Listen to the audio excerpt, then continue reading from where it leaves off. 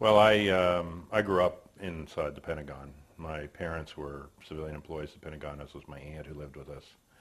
Um, and as I grew up, I was often taken by my parents into the Pentagon for the day, for a work day. And as I got older, I always had an interest in reading from when I was very young, and so I would often be dropped off at the Pentagon Library. My father was in charge of the loading docks, and so he took me down into the lower floors of the building. There's actually more floors beneath the ground than there are above.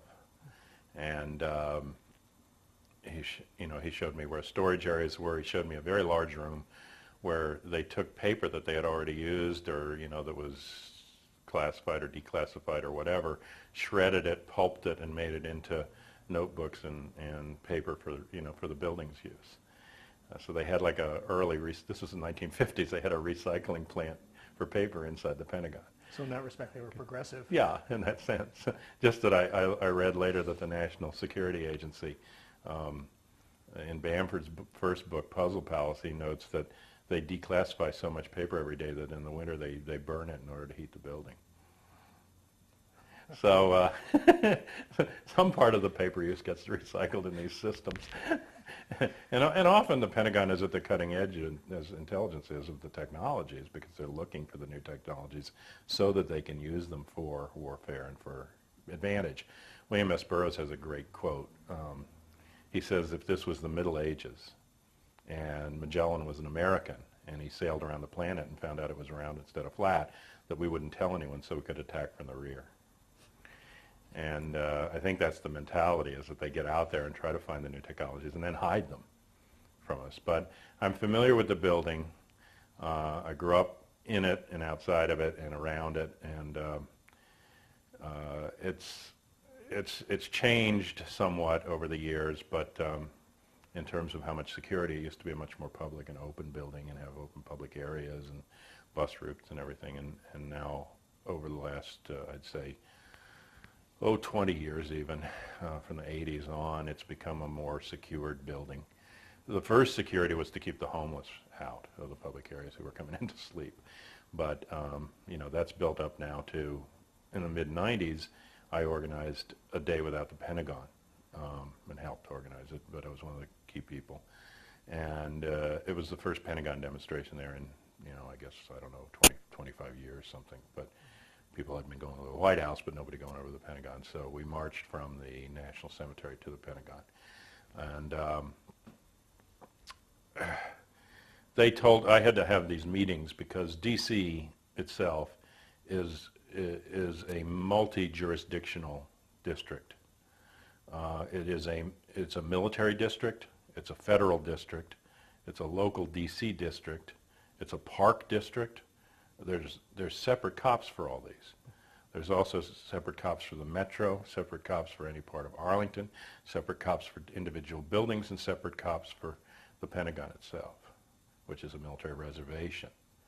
So when you go to negotiate a demonstration from the National Cemetery to the Pentagon, that little stretch of under a mile, you have to talk to 16 different departments in order to negotiate. So there were two of us and about 20 of them.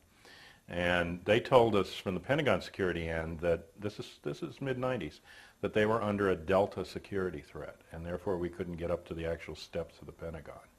And they put a security line between this parade area that they have outside where the Joint Chiefs are and us, so that we couldn't get past it up to the steps of the Pentagon, even though there's been Supreme Court decisions that you can go right up to the steps. They weren't allowing it because of this threat. And they claimed that they had the threat on because they were getting almost daily bomb threat calls from Muslims. And they asked us if Muslims were going to be part of our demonstration. And we said, yes, there are progressive, peaceful Muslims that we work with, in the community here in D.C., and they're going to accompany us. But there's any reason that you should be singling them out.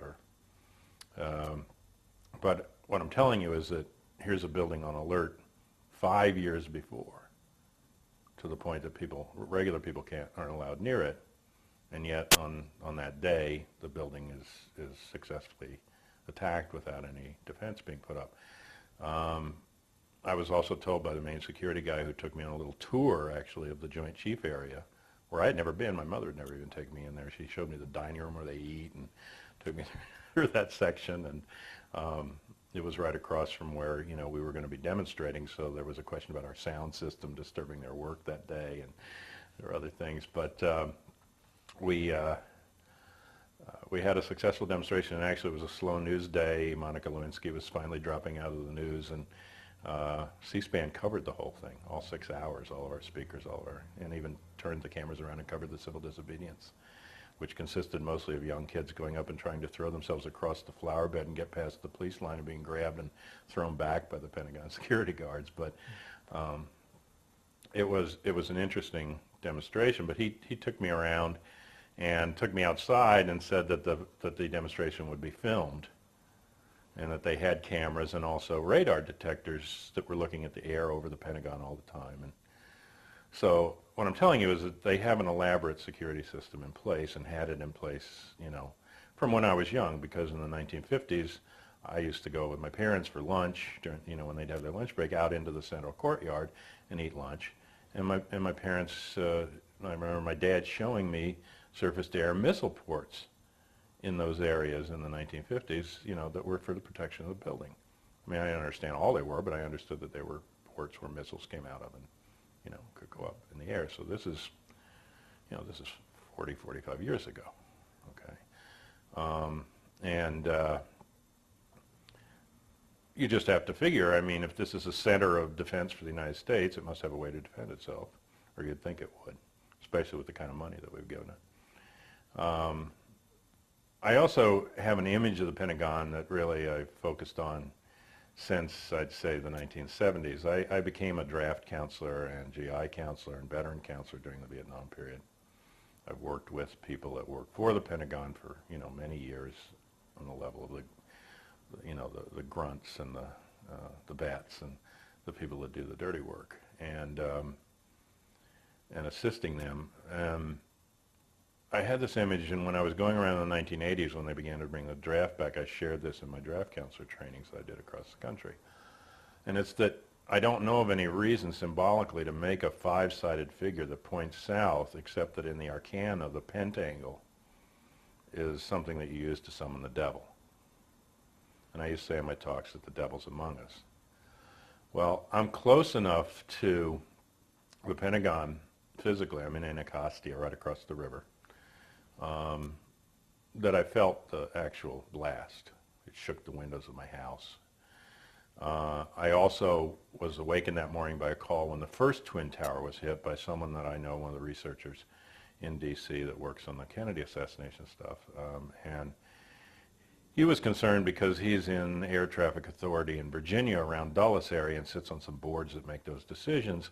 And he called and he said right away that there's something seriously wrong, because there's no way a commercial airliner should be anywhere near these buildings, that it's a restricted space, even up in New York, where, of course, just for common safety reasons, you don't bring planes. So he knew something was wrong, and in the course of telling me that he thought something was wrong, the second plane hit. And then he said, my God, the balloon is up, because he and the rest of the country immediately knew that this was not an accident. I mean, coincidence theory goes out the window. This is using planes as weapons. And this is not unknown to the intelligence communities. If you remember, a plane, small plane, Piper plane, but flew into the White House at one point during the Clinton years. And that was a very strange incident, but in response, they built a surface-to-air missile port on the front lawn of the White House and put some bushes around it. And it was mentioned in the Post and at the time, and it's visible there out on the lawn. And so the White House added defense to itself. And this plane on September 11th flew over the White House and over the Capitol, looped around, and then went on this 270-degree turn to hit the one side of the Pentagon that had nobody in it almost. This area they've been reconstructing for 3 years, and most of the offices were still empty. And it had to go out of its way, literally, I mean, in order to hit that side. I mean, it wasn't that the other sides were blocked access. It was a choice what side they came in on. And it minimized the number of deaths inside the Pentagon and overall to go in on that side. There were more people killed in the plane and in the workers outside than were killed inside the Pentagon by the blast. But it was close to home, and then I went downstairs and turned on a combination of local news, Channel 8 and CNN, and whatever national news stuff I could get, and I was flipping around just trying to see what they were reporting. And it was reported on local news and somewhat on national, but very clearly on local news that a third plane had turned around in Ohio and was heading back toward Washington, D.C. And it was announced that it was coming to D.C. publicly. I mean, this wasn't some kind of state secret. Everyone in D.C. that had a TV or radio on knew that a plane was coming to D.C. And the authorities certainly knew. It wasn't off their radar screen. And this was about a half an hour before it hit that I heard, on the local news that this plane was headed to D.C. And absolutely nothing was done to interfere with this plane. There were some jets scrambled out of Langley, which is a base 130 miles from D.C. Too late to even get to the Pentagon before it was hit. Or at least too late, that I think if the planes flew at the full speed, they could have gotten there, but I don't think they did. Because even 130 miles, these planes go like 550, 600, maybe even 700 miles an hour. So if they're up by 9:25, can they get there by 9:48? Maybe 130 miles. It doesn't seem, but in fact, they came in 5 minutes after the incident. So it seems to me maybe they weren't even going full speed once they got up. But there are planes, interceptor planes right across the river at Anacostia Naval Air Station, at Andrews Air Force Base. These were not put into the sky. And I have seen these planes as a child in D.C., and my relatives have seen them come up and guard that restricted airspace, which is the most restricted airspace in the country, from commercial airliners or private planes that have gone off course and strayed into that space, are intercepted and wagged out of that space. So that's not even in some kind of a crisis or national emergency or plane being used as weapon or what was happening September 11. Just in normal course of events, helicopters, interceptors, things go up in that space because it's guarded space. And they have the capacity, both at the White House and at the Pentagon, to use the surface-to-air missiles, and they also had a formal shoot-down order from Cheney and Bush, according to the press accounts from inside, moments after the second plane hit. Bush and Cheney, spoke and announced that there was a shoot-down order on the remaining planes that were in. Did that go out over the media? It didn't go out over the media, but it would have gone out to the military authorities that needed to know it. Right. So I guess, is there documentation on that? There is afterward documentation in the media that it happened, yes. Okay. Yeah, I've got just regular public media reports about it, and but they started claiming later that there was no mechanism, or they didn't have the right kind of planes at Andrews, and yada yada, and it's all smoke. It's not right. They have them and they didn't use them, and so regardless of who the sponsor is behind the event, there also was somebody within the chain of command here that made a conscious decision to stand down that day and let that attack happen. And the fact that the attack went out of its way to hit the empty side of the Pentagon tells me that something else is wrong. But D.C. began to go into martial law. They had continuity of government, which means that government's taken away from all but a few members of Congress and put into the hands of people at the top of the National Security Council and the White House. FEMA, Defense Department, and National Security Agency, DIA, and those agencies still are running the country to a great extent more than any democratic process that was in place prior to it. They already had great influence, but now they openly control us. So for instance, when the business people started complaining that Reagan National Airport was shut down for too long and they were losing too much money, they had to go and make that complaint to the National Security Agency and the National Security Council and the FEMA and DOD. They didn't, it wasn't a local decision that was going to be made. So DC's already federalized. It's a colony, but now the whole country is federalized in a way that a lot of people don't understand. Because when you declare a formal national emergency, a lot of legal authorities shift over, and decisions are made at other levels, and there are federal regions, and so all sorts of things have shifted in terms of legal niceties and priorities and who's in charge of what once you're in this kind of a declared emergency. It's not yet a declared war. Some more powers were approved, but that's similar to Vietnam. It was not a declared war. Plus, who are we at war with? I mean, you know, we outside of, as I call him, Dr. No Osama bin Laden in his magical cave that James Bond can't penetrate, you know, I mean, who is it that we're fighting? And it's sort of enemy of the hour. You know, we'll get the list tomorrow of what the next 4 countries we want to go into and bother. So, you know, and all of it's done in secrecy, and we're being told that it has to remain in secret. The evidence is secret. The processes of response are secret. You know, but trust us, we're taking care of you. Well, I mean, we've trusted them to the tune of $13 trillion since the end of World War II. Have they taken care of us? Or have they provided basically what in the old mafia term is a protection racket, where they send a guy around to break your window and they send another guy around to make sure it doesn't happen again for a certain fee? And, you know, the fee is 25% of our hard-earned tax dollars going into this monstrous military machinery, and less of it coming back to us. I mean, it's to the point now, I mean, the ludicrousness of it, after all that debate about the Social Security locked box and everything else, now we're being told that the only way they can pay for the tax rebate they gave back, given the deficit that they've created and the military budget that they want and the intelligence budget that they want, is that they're going to have to take it out of Social Security. So our tax rebate is now coming out of our Social Security funds. And you know, similarly, all the priorities now are on defense and intelligence spending and not on social needs. And it's going to be considered irresponsible for Congress people to go the other way. One of the top lobbyists for Boeing said the cookie jar is open, and if any of you vote against defense appropriations, you won't be here next time around.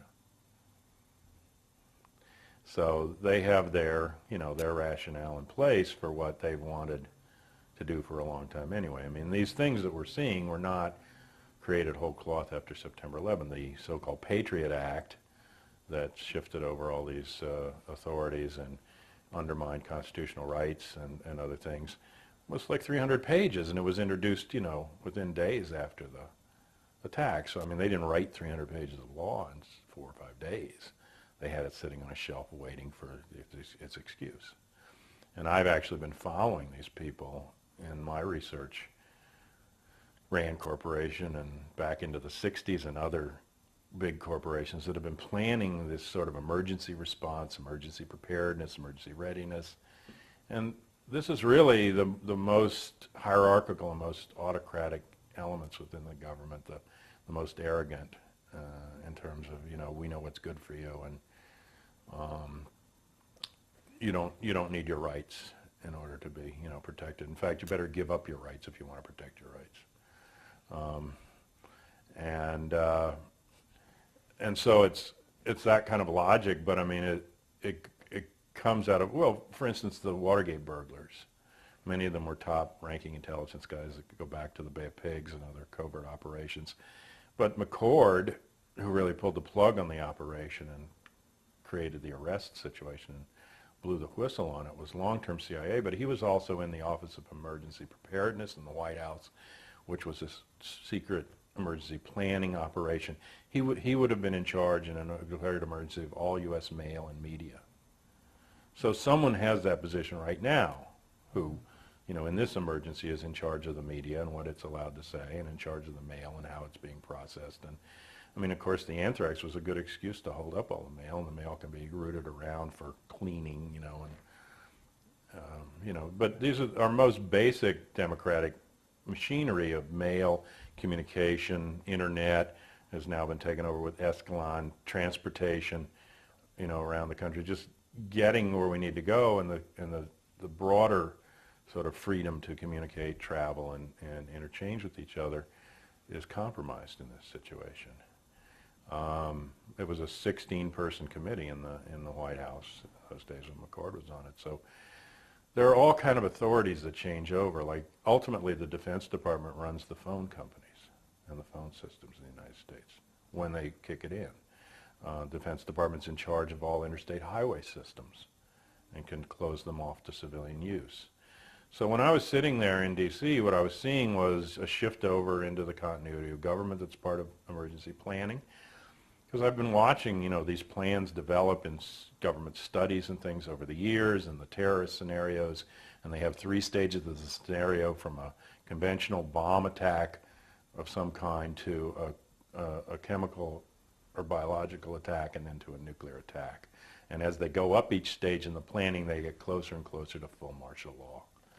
And that's the response that they, you know, that they have lined out for this and have studied. And they've built up a tremendous industry privatized by, you know, Wackenhut and, you know, these firms of security for people. I mean, I saw one thing that said that the Pope was traveling when he went on security, was something like 2,000 people were traveling with the Pope just for security. I said, well, if Christ had had that much security, we wouldn't have had a religion. But you know, I mean, that's a growth industry. One guy gets 2,000 people to go with him, and then it's almost to the point where if you're going to have 2,000 people hired and the kind of money that takes, they're going to have to create an incident in order to justify their being there after a while, you know. So what I was seeing was a lot of phony terrorism, and they have in Europe what they call strategy of tension, and it's an actual thing that the intelligence community developed within Italy and some of the European countries. And the scam basically boiled down is that the intelligence community goes out to the far right wing and proposes that they do a terrorist action, bomb a train, you know, do something that, and then they will plant evidence that will blame it on the left. So the right wing agrees with it because it's going to frame the left and also give them, you know, some points, and the government will train them and, you know, make it possible for them to do the terrorist action. The action will happen. It then becomes an excuse for them to crack down on the left. They break the left apart. Then someone internally blows the whistle and says, "Oh no, it wasn't the left; it was the right." Then they wipe out the right as well, and then the intelligence agencies, you know, are basically in charge without any opposition. So, but it's called a strategy of tension, and you're basically creating a fear mode so that they can begin to undermine, you know, constitutional freedoms or democratic processes in favor of this intelligence state. And that's really been the tension here, I believe, between the elements of the class that have been warring, and that warfare came to a head on November 22nd, 1963, with the brutal and open assassination of John F. Kennedy, was the final open clash of these elements. But the basic theme of the difference is that there's some elements within those that concentrate the wealth and rule the country, some who want to maintain an illusion of democracy as long as they have the control, but they like to have it seem as if it's a democracy, and you know, and sort of go along with business as usual with minimum amount of force, and share some of the wealth, just enough to keep people from getting too upset. And then there's those that want to take the glove off the fist and go openly into martial law and open fascism. And that's really the clash. And at certain times, the ones who want to go in the latter direction create the conditions that make it favorable for them to bring that to the fore. If you want a model for what's happening right now in the United States, look at Peru over the last decade, and the rise of Montesinos, and this guy from the intelligence community, who really was the almanos gris behind everything and ran the show, and Fujimori, the president that was elected, Japanese, but I mean President of Peru, and under the guise that they were attacking terrorism of this Shining Path group of Maoists, they dismantled the Constitution, took all the powers into the central government, ripped off the treasury, so to speak, you know, and created a police state with secret military tribunals and So, I mean, if you take a really close look at Peru, you'll see a model for what's being proposed now by the Bush administration here in the United States to, and it's not so much that everybody's agenda changed totally on September 11th or that there wasn't this problem, but what's happened now is that we're being shown finally as the American people that we're not in charge. And to me, that began with the incidents around the election of Bush and the squabble with Gore in Florida, and this last election. Because I've known for a long time that elections are not really what they seem. I mean, they aren't a matter of a democratic process of the majority of the American people deciding who's going to be president. I mean, that's, as I say, the illusion of democracy. The reality is that elections and who comes out on top are struggles between segments of this divided class at the top as to who's going to be in ascendancy for a period and whose policies are going to be carried out. And they differ on international issues, they differ on domestic issues to some extent. I mean, not enough to make a great deal of difference for all of us, but to make some difference in terms of what happens day to day. And you know, I mean, I think either way, the system as it's set up is you're in a handbasket on the way to hell. But some people have something that they say is a brake that creates a little bit of friction and slows the 150-mile-an-hour handbasket down to 145 miles an hour maybe, and they pull on it. And then there's other people who just let the brake go and pop out the champagne. So, but they used to balance the tickets. Like if you think of the 60 election like LBJ and JFK, that's two ends of the money. I mean, those guys aren't, you know, in the same circles. You know, you have an Eastern establishment and a sort of nouveau riche of investment capital in the southern rim in oil and munitions, land speculation that rose up mostly after the end of World War II, and this power shift to what Eisenhower referred to as a military-industrial complex, you know, that he saw rising out of that. And that money has had a different agenda than the old Eastern establishment, which was Anglophile and, you know, had its connections into England and Europe. And these guys were more nativist and like, you know, America first and cowboys, as Carl Oglesby refers to them, as opposed to the Yankee investment banker capital, you know. Okay. These guys were entrepreneurs, new money, you know. H.L. Hunt is an example. Very, very rich. I mean, richer than the Rockefellers, but not anywhere near as savvy as to how to make that money do, you know, what Rockefellers did with it in terms of social control. So Hunt used to say, when I go east, they treat me like a stable hand.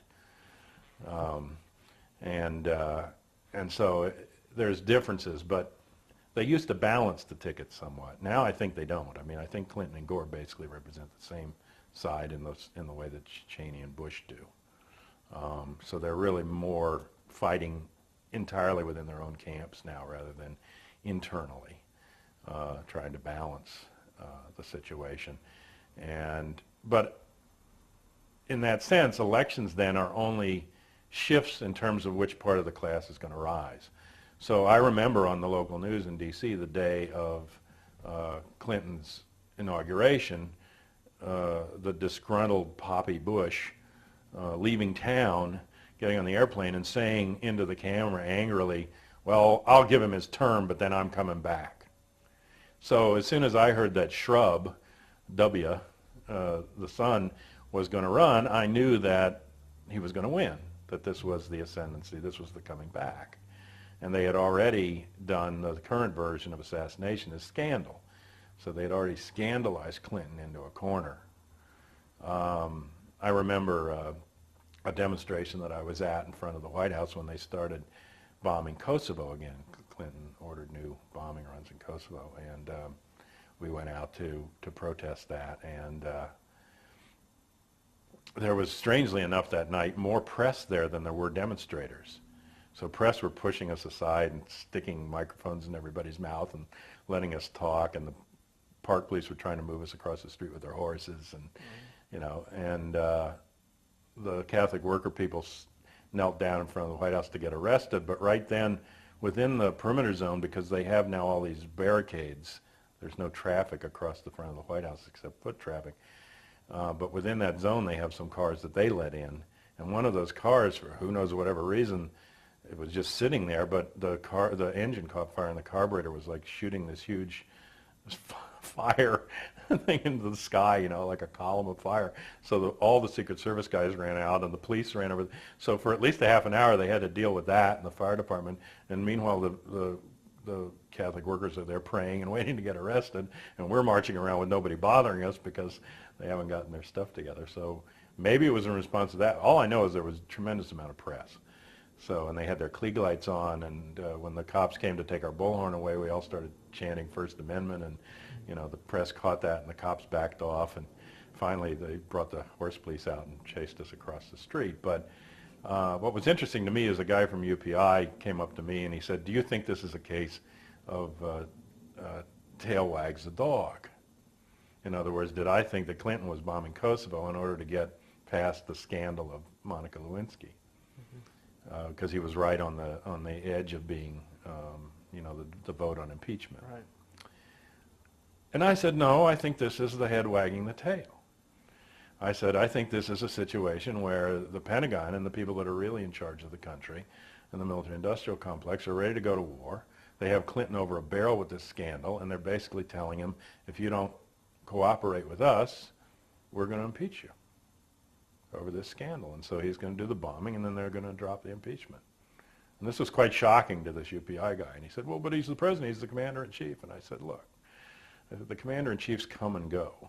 The Pentagon sits there. I said, I'm sure when he gets in, they tell him you're the president, but that's all you are. And, you know, they can show him a picture of the Zapruder film if he doesn't get it, you know, of Kennedy being shot in 63. So,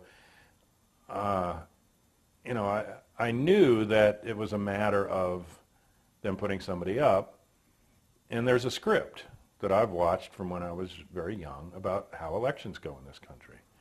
And it got more and more sophisticated, of course, than it was in the 50s, but basically they give you two candidates that they pre-select. They don't allow any third-party candidates to really have any impact or access. They frame the debate and tell you what the issues are that you should be concerned about, whether they're your issues or not. And then they have the two candidates debate and posture as if they're completely different on these issues. And then, before they have an election, they have polls. Well, now, why would you have a poll in a democratic society before you had an election? The only purpose is to influence the outcome of the election. I mean, what other purpose could you have in knowing who was going to win ahead of time, except to try to, through the poll, influence how people would vote? And in fact, I hear people say, well, I'm not going to waste my vote on a loser. And so it becomes a self-fulfilling prophecy, and people vote for who they think is going to win, or they'll withhold their vote. So I remember before the election, knowing that Bush was coming in and going to the top, I had these people that were interested and supportive of Nader at one of my talks. And I myself don't vote. I consider it what I call the evil of two lessers. I don't vote because there isn't anything to vote for me in a representative. I want to vote directly on issues that affect my life. That's democracy to me. It's not electing somebody who claims to represent tens of millions of people or hundreds of millions of people in one person and then doesn't even go about talking to those people to find out how they want to be represented.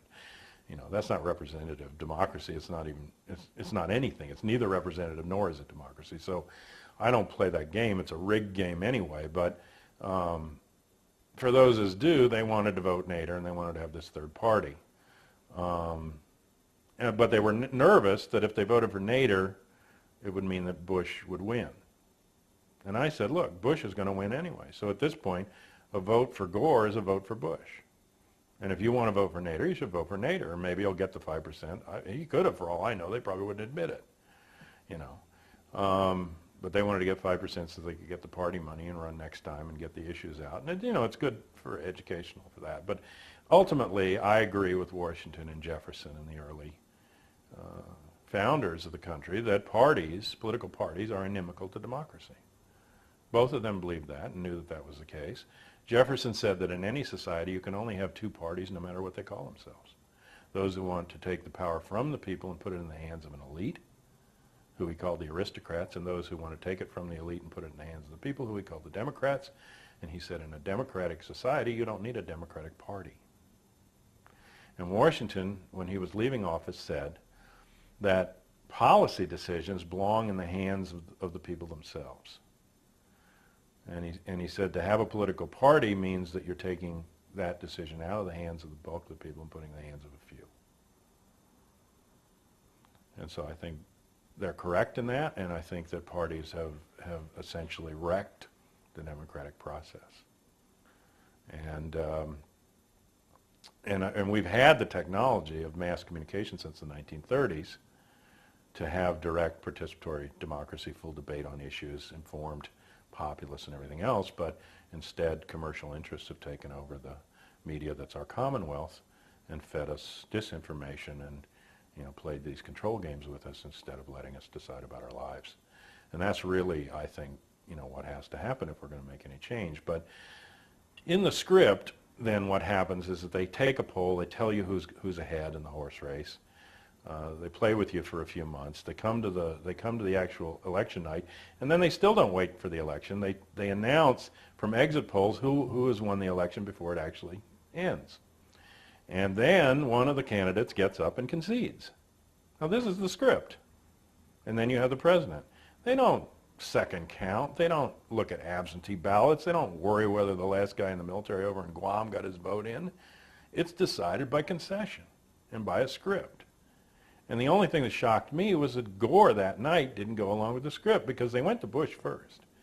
And they said on the news that Gore had taken Florida based on their exit polls. The Bush family was out to dinner. Word got out. They ran home. Jeb got on the phone to his friends in Florida. I mean, you can just imagine those conversations. And the press got up into the mansion, into the little room where they could have like a press conference, and Bush came down. And they said to Bush, well, what's your response? They've announced that Gore has taken Florida, which means he's going to get the electoral college win. Bush said, very calmly, it ain't going to come out that way. Well, he knew how it was going to come out. You see, he didn't say, well, let's wait till all the votes are counted. He didn't say that. He said, it ain't going to come out that way. And that to me was the quote of the year. I mean, and it ain't going to. It's going to come out how they predetermined it's going to come out. But the thing that was strange to me was that they would show it to us.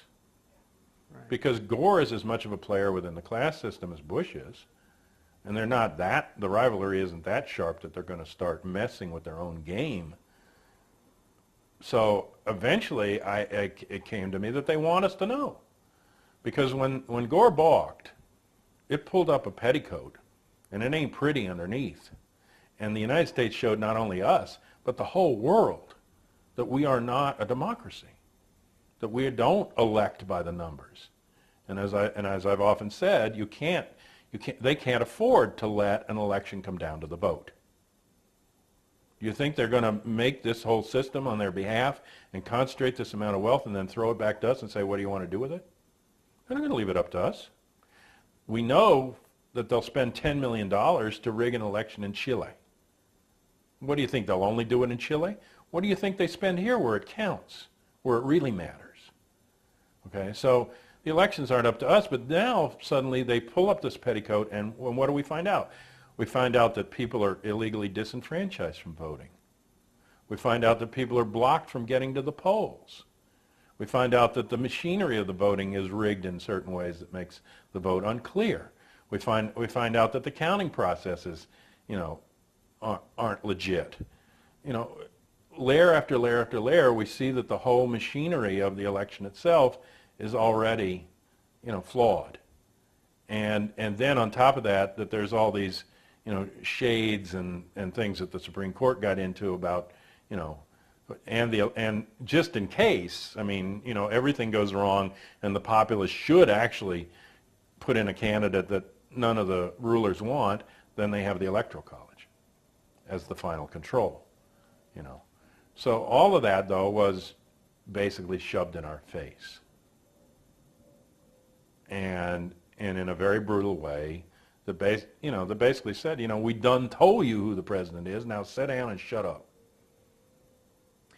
Why would they do that? Was that just to totally finally demoralize whatever resistance there might be? I think it was to send the signal in a clear way to us that we are not in charge, and they don't even care that now that we have an illusion that we're in charge, because they're going to go to a situation where they're not going to rely on us for, for even that sort of illusion. And it's just basically, you better go along. I mean, they were telling us that in '63 when they took Kennedy from us. They were saying, we're taking him. He's not going to be the president. We don't care if you elected him. And we can kill him. We can sure as hell kill you and just get out of our way. But now they're saying, like, you don't even count. I mean, just forget it. We're not even playing with you. The glove is coming off the fist, and this is what I had been saying for like 5 or 6 years. I did a talk about '96 in Los Angeles called Are You Scared Yet? And it was about terrorism and counterterrorism, phony terrorism as I called it, because there were constant incidents under this strategy of tension of terrorism where the group never was heard of before, it was never heard of again, it took credit for it. Often it came out that the group had been connected with or trained by or armed by the CIA. Then the CIA would say, oh, we never knew they'd do anything like this. Then the incident would disappear, and then there'd be another one in a new group, and it had a CIA tie. And so I got to the point where I said, well, it's a good thing there's no real terrorists, because these incidents were staged one after another. And that came up the day the plane went into the White House. Because I got up in the morning and they said a plane has flown into the White House, unknown origin of the plane, unknown pilot's dead, but you don't have to worry because President Clinton isn't in the White House. They were doing renovations, and he's over at the Blair House. Well, not only is the Blair House the place where Truman was attacked by the Puerto Ricans in an earlier incident, but I mean, here it is. I mean, if you really had terrorists, you don't know who this guy is, you don't know if he has accomplices, and you're going to announce, hey, you missed him, he's over at the Blair House? That's what I say. It's a good thing there's no real terrorists. Then later on, they were trying to explain the incident, and how did this plane come into the White House and nobody saw it? And they said, oh, well, he flew down from Baltimore. He took a plane. They said that this is a guy that was living, he'd been disappeared for a couple of weeks. He had been living on 100% disability at a VA psychiatric facility. His son said that, afterwards, his son said, oh, my dad has keys to lots of planes. A guy that lives on 100% psychiatric disability at the VA has keys to lots of planes? What does that mean? And then he goes down and he takes a plane that's not his and he flies out of this little airport in Baltimore down to D.C. Well, the plane goes up and the guy in the tower there at the little airport says, there goes another one, Harry, who do you think's in it? There's no alert. The stolen plane. He comes down, and then they said, well, he was flying below tree level across the mall, so we couldn't see him on the radar. Because they first said they didn't see him on the radar, and they said they couldn't see him on the radar. Well, that was right when they were trying to get, I think the guy's name was Duvall out of Haiti. It had taken over in Haiti from Aristide, and they wanted to put, in those days, they wanted to put Aristide in. Now they don't like him. But I said, oh, well, there's the perfect plan. I said, you get 100 vets off the psych wards in the VA. You give them Piper Cubs, and they fly into Haiti below tree level, and nobody can see them, and they attack the palace. It's a perfect plan. I mean, of course you can see a plane below tree level. I mean, maybe a mountain would get in the way, but I mean, a plane has got to come down into the tree level first. He didn't fly below tree level all the way from Baltimore.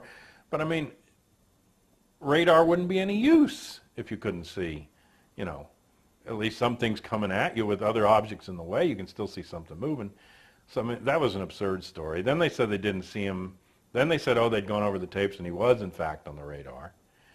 Now, this is the same radar, I mean, that obviously was operating on September 11th, and then finally, their final story was that he was on the radar tapes. The plane was picked up all the way through, but it was between 3 and 4 in the morning, and they don't look at the radar screen those hours.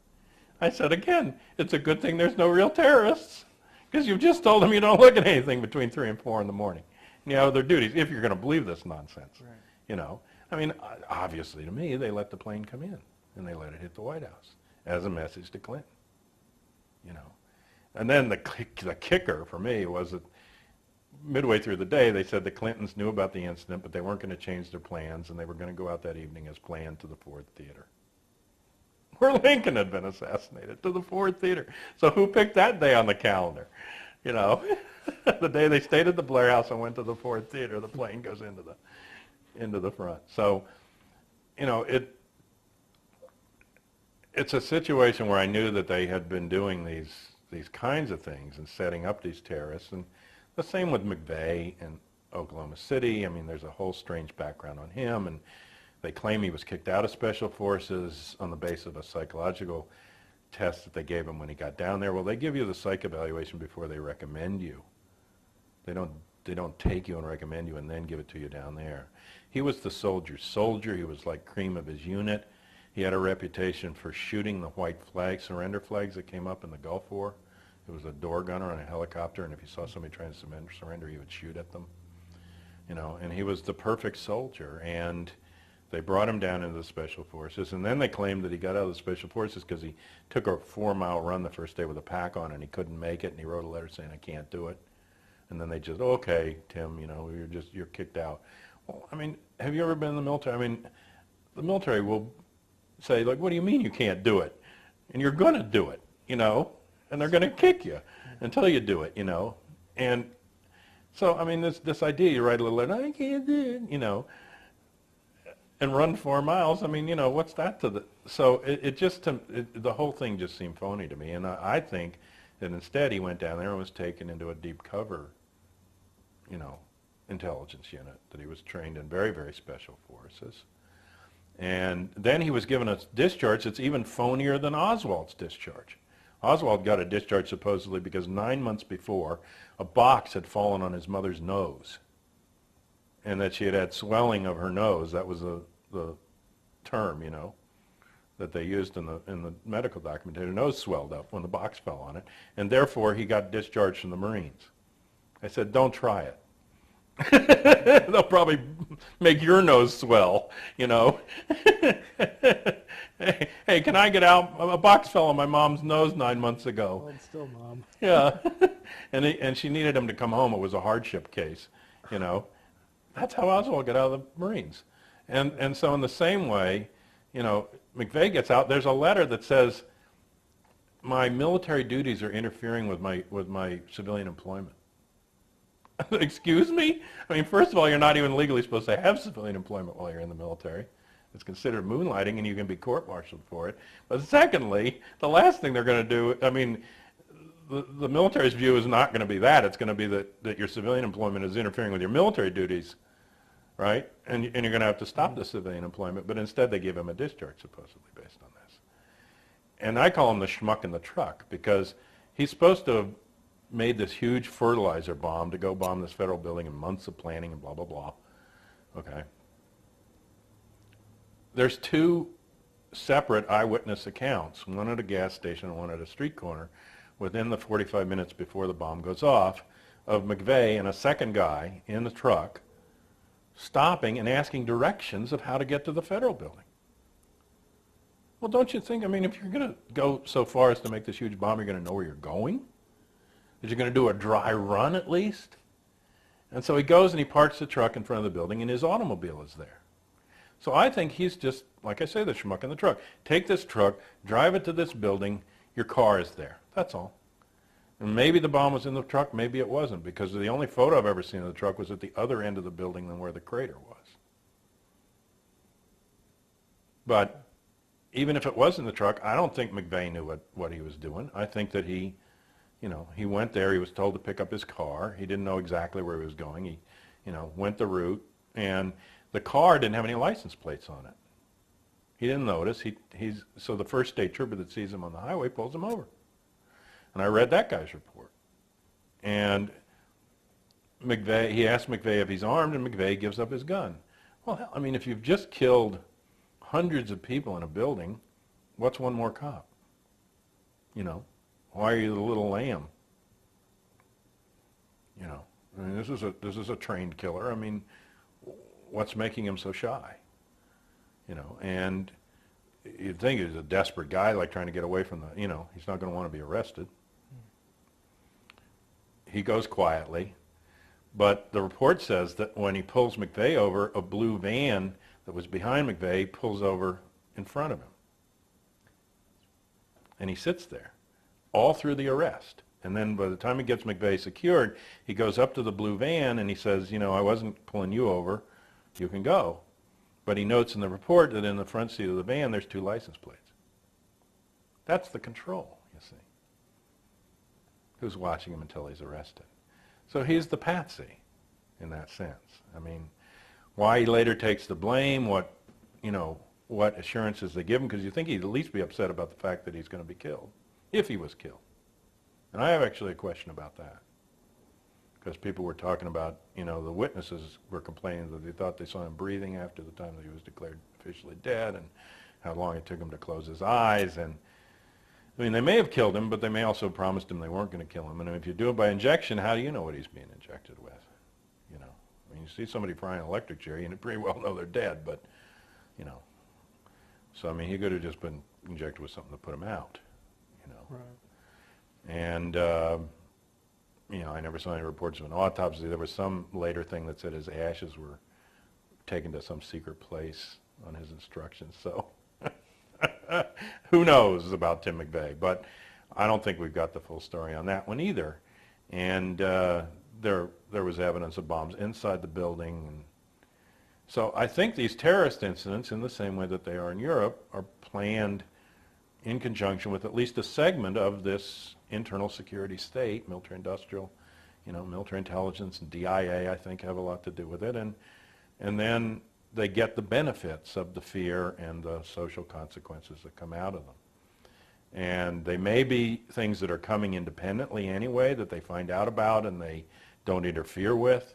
Because they knew, for instance, in the first Twin Tower bombing, an FBI unit came across these guys making the plans, and they had an inside informant that was telling them about where they were mixing the bomb and setting it all up.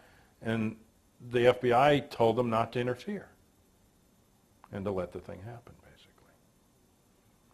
And there are elements that interfere with real investigations when they do come across these things. Like there's a FBI agent, O'Neill, who quit the FBI over the study of the Taliban and the Al-Qaeda.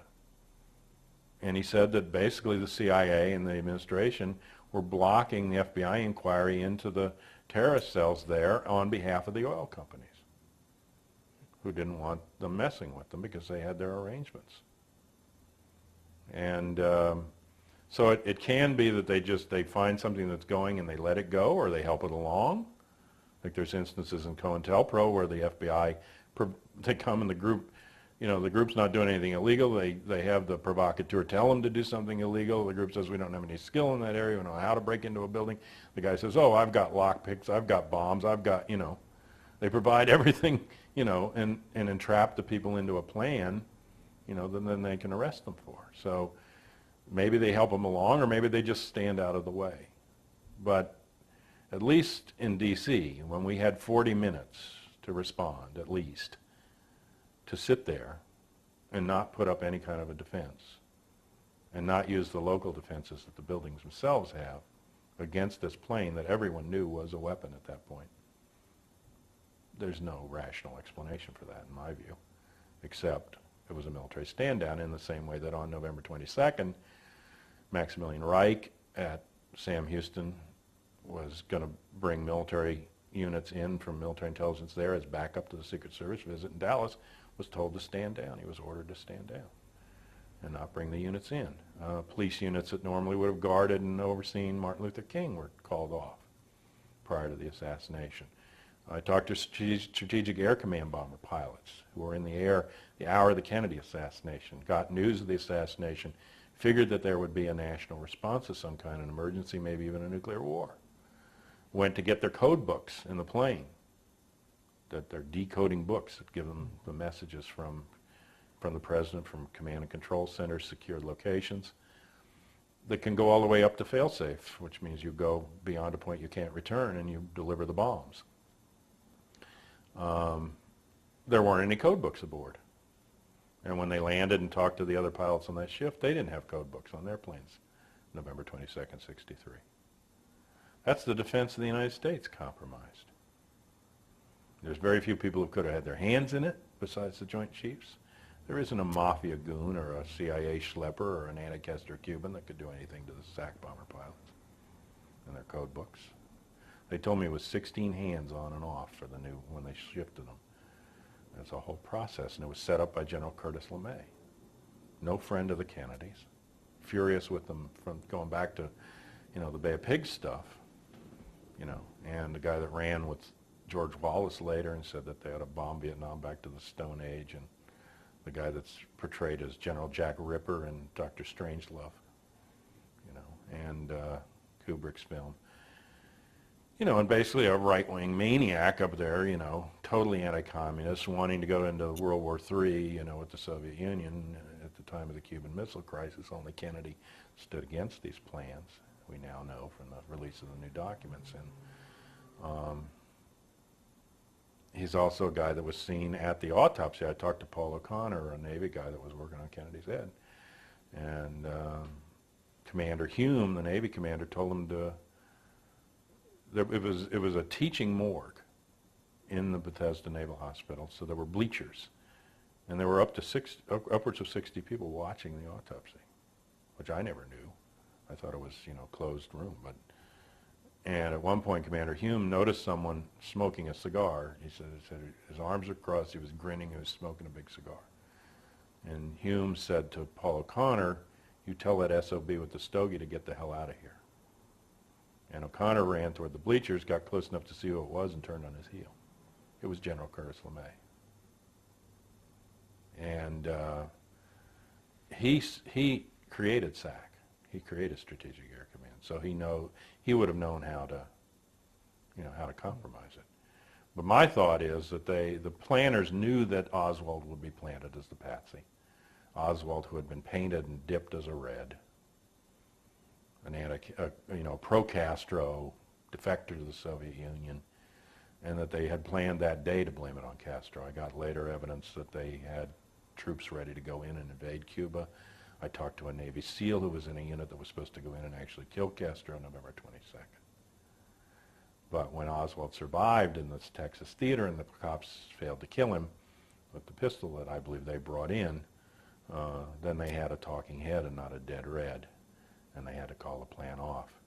But they didn't want, on the other hand, somebody outside of the need-to-know loop to freak out and say, "My God, the Soviets killed him," and go to nuclear war. So they made it impossible that day to go to nuclear war by disarming the SAC bombers.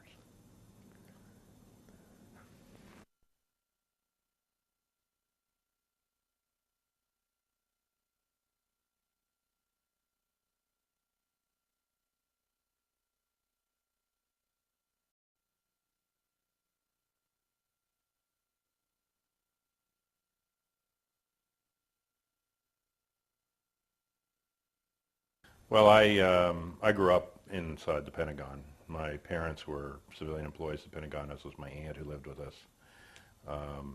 And as I grew up, I was often taken by my parents into the Pentagon for the day, for a work day. And as I got older, I always had an interest in reading from when I was very young, and so I would often be dropped off at the Pentagon Library. My father was in charge of the loading docks, and so he took me down into the lower floors of the building. There's actually more floors beneath the ground than there are above. And he showed me where storage areas were. He showed me a very large room where they took paper that they had already used, or that was classified or declassified or whatever, shredded it, pulped it, and made it into notebooks and paper for the building's use. So they had like this was in the 1950s, they had a recycling plant for paper inside the Pentagon. So in that respect, they were progressive. Yeah, in that sense.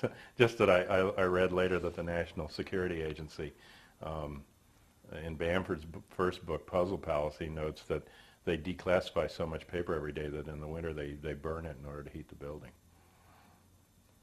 So some part of the paper use gets recycled in these systems. And often the Pentagon is at the cutting edge, as intelligence is, of the technologies, because they're looking for the new technologies so that they can use them for warfare and for advantage. William S. Burroughs has a great quote. He says, if this was the Middle Ages and Magellan was an American and he sailed around the planet and found out it was round instead of flat, that we wouldn't tell anyone so we could attack from the rear. And I think that's the mentality, is that they get out there and try to find the new technologies and then hide them from us. But I'm familiar with the building. I grew up in it and outside of it and around it, and it's changed somewhat over the years, but in terms of how much security, it used to be a much more public and open building and have open public areas and bus routes and everything, and now over the last, I'd say, 20 years even, from the 80s on, it's become a more secured building. The first security was to keep the homeless out of the public areas who were coming in to sleep. But, that's built up now to, in the mid-90s, I organized a day without the Pentagon and helped organize it, but I was one of the key people.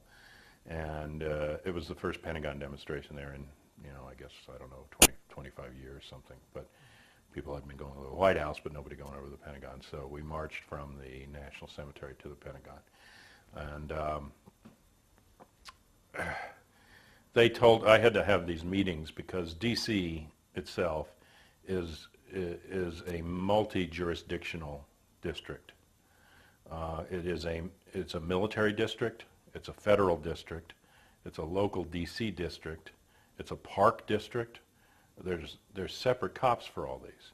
There's also separate cops for the metro, separate cops for any part of Arlington, separate cops for individual buildings, and separate cops for the Pentagon itself, which is a military reservation. So when you go to negotiate a demonstration from the National Cemetery to the Pentagon, that little stretch of under a mile, you have to talk to 16 different departments in order to negotiate. So there were two of us and about 20 of them. And they told us from the Pentagon security end that this is mid-90s, that they were under a Delta security threat, and therefore we couldn't get up to the actual steps of the Pentagon.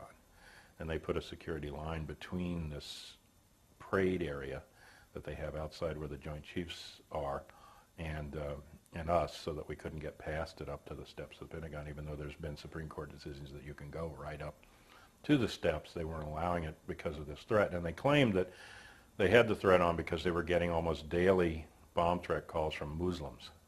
And they asked us if Muslims were going to be part of our demonstration. And we said, yes, there are progressive, Pentagon all the time. And so what I'm telling you is that they have an elaborate security system in place and had it in place, from when I was young, because in the 1950s, I used to go with my parents for lunch during, when they'd have their lunch break, out into the central courtyard and eat lunch. And my parents, I remember my dad showing me surface-to-air missile ports in those areas in the 1950s, that were for the protection of the building. I mean, I didn't understand all they were, but I understood that they were ports where missiles came out of and, could go up in the air. So this is 40, 45 years ago, okay? You just have to figure, I mean, if this is a center of defense for the United States, it must have a way to defend itself, or you'd think it would, especially with the kind of money that we've given it. I also have an image of the Pentagon that really I've focused on since, I'd say, the 1970s. I became a draft counselor and GI counselor and veteran counselor during the Vietnam period. I've worked with people that work for the Pentagon for, many years on the level of the grunts and the bats and the people that do the dirty work, and assisting them. I had this image, and when I was going around in the 1980s, when they began to bring the draft back, I shared this in my draft counselor trainings that I did across the country. And it's that I don't know of any peaceful Muslims that we work with, in the community here in D.C., and they're going to accompany us. But there's any reason that you should be singling them out, or. But what I'm telling you is that here's a building on alert 5 years before, to the point that regular people aren't allowed near it, and yet on that day the building is successfully attacked without any defense being put up. I was also told by the main security guy who took me on a little tour, actually, of the Joint Chief area, where I had never been. My mother had never even taken me in there. She showed me the dining room where they eat and took me through that section, and it was right across from where we were going to be demonstrating. So there was a question about our sound system disturbing their work that day, there were other things, but we had a successful demonstration, and actually it was a slow news day. Monica Lewinsky was finally dropping out of the news, and C-SPAN covered the whole thing, all 6 hours, all of our speakers, and even turned the cameras around and covered the civil disobedience, which consisted mostly of young kids going up and trying to throw themselves across the flower bed and get past the police line and being grabbed and thrown back by the Pentagon security guards. But it was an interesting demonstration. But he took me around and took me outside and said that the demonstration would be filmed, and that they had cameras and also radar detectors that were looking at the air over the